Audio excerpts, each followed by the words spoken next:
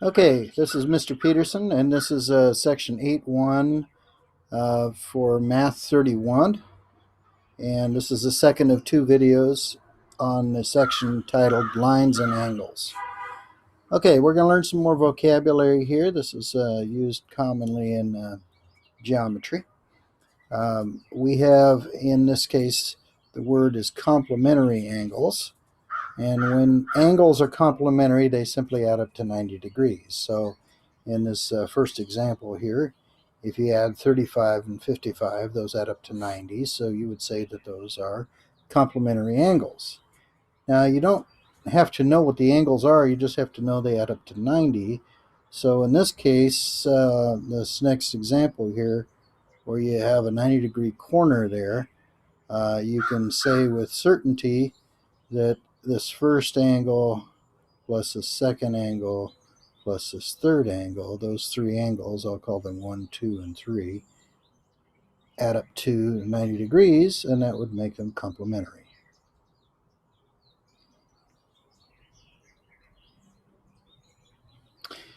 Okay, if they add up to 180 degrees, they're said to be supplementary. So the words sound similar, but you have to keep them straight. One means they add up to 90, and the other means they add up to 180 degrees. So if you take and add 95 degrees plus 45 degrees plus another 40 degrees, and you find out that that adds up to 180 degrees, you would say that these are supplementary angles because of that fact. Now, if you have a different degree measure other than 90 or 180, they don't have a special name, but you can still work the problem sometimes. So what we have here is given information that the large angle is 85 degrees, and the small angle down here is 25 degrees.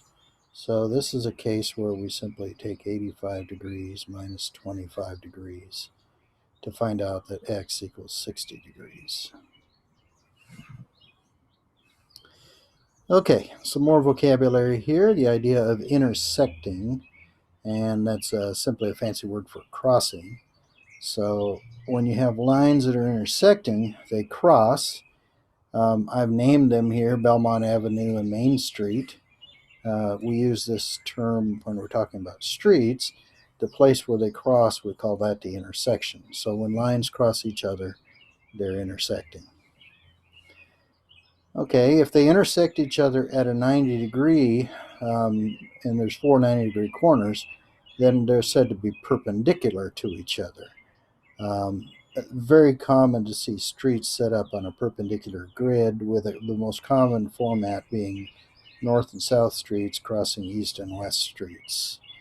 Now, there is another symbol that you can use for 90 degree. You can use a little red, it's where that red box is. You can use a box, it doesn't have to be red, but you put a box in the corner like that, and it means that that's a 90-degree corner, and so are the rest of them. It's the symbol for perpendicular lines when you do it that way. Okay. We'll turn our attention to another set of angles. They're called vertical angles. And normally that word is associated with something that a carpenter would call plumb, or straight up and down, like that line. We would say that's a vertical line. But in this case, the word is used differently. It's used for the opposite sides of an intersection when lines cross. So for instance, angles 1 and 3 are said to be intersecting pairs, a pair of vertical lines, angles, excuse me. So angle 1 and angle 3 are vertical angles. Now what we find out, it doesn't take much to prove this, is that they are equal to each other in measure. So if one is that looks like about a 45-degree angle, then the other one's also a 45-degree angle. Now, when lines cross each other, there's always two pairs of vertical angles. Angle 2 and angle 4 would also be equal to each other, in this case, somewhere near 135 degrees each. And then we have the concept of parallel lines. Parallel lines are on the same surface or on the same plane, and they don't intersect, and the only way that happens is if they go side by side next to each other like that. People often think of railroad tracks. The difference would be railroad tracks are sometimes curved, but they go in the same direction on the same plane without crossing each other. There are alternate types of geometry where that will change, but that's not something you'll deal with for a long time. Okay, then we have finally, oh, and the symbol for parallel is you put an extra set of arrowheads on the lines like that, and that tells you they're parallel. If you've got to do that more than once, you say these are parallel, but you need the same number of arrowheads on each. And that leads us to our last diagram here. There's a bunch of different types of angles when you have two lines crossed by a third one. And so line M and N are crossed by this other line here. I'm going to call it T, line T, and that'll be called the transversal there. Now, the way this works here is if the two lines M and N are parallel to each other, let me make that mark on it, then there's a lot of relationships between the angles that are formed, angles 1 through 8 here. First of all, I have to teach you which ones are called interior angles. The ones that are between the parallel lines are called interior angles. So that would be angles 3, 4, 5, and 6. They're between those parallel lines. And then we have exterior angles, and that's simply the other ones. The ones that are outside of those parallel lines, in other words, 1 and 2 and 7 and 8. Now they could be on the same side of the transversal, like 1 and 7, or they can be on alternate sides of the transversal, like 1 and 8. The transversal is at line T in this case. All right, vertical angles are always congruent or equal to each other. We'd actually learn that at the top of the page. So let's see what that gives us here. Angle 7 and angle 6 are equal to each other. Catty corner when two lines cross. Angles 3 and angles 2, they're equal to each other because they're vertical angles. And there's other combinations, like 1 and 4 would be the same measure. Okay, the next thing I'm going to show you is that corresponding angles are equal. And the way to tell corresponding angles is to look on an intersection and describe the four corners in some way that's unique.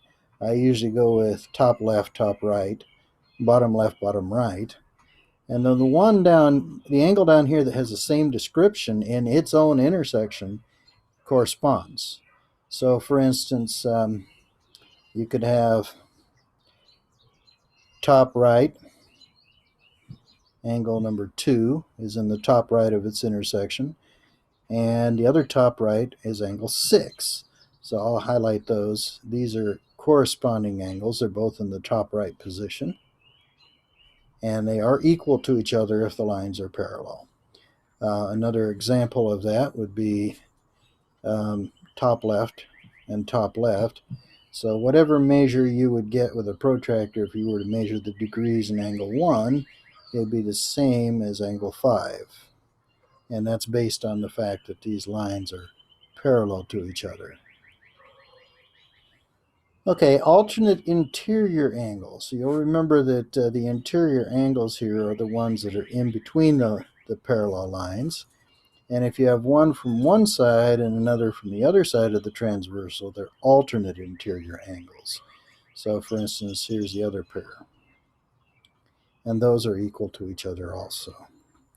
So the pairs you get are 3 and 6 and 4 and 5. Okay, now there's one last relationship here, and it's not an equal relationship. What it is it's got a different sort of relationship. If you're on the same side of the transversal, same side and interior, let me show you that. Here's all four of the interior ones, 3, 4, 5, and 6. If you're on the same side of the transversal, for instance, those two are on the left of the transversal, and the other pair would be 4 and 6. Those are on the right of the transversal. So if you're on the same side of the transversal, interior angle, then those are supplementary. So for instance, 3 and 5, they add up to 180, and so would 4 and 6 add up to 180. And that's it for this section. Some basic geometry. I say basic, it will take you quite a bit of work to remember this and practice it. So make sure you do a good job on your homework on this section.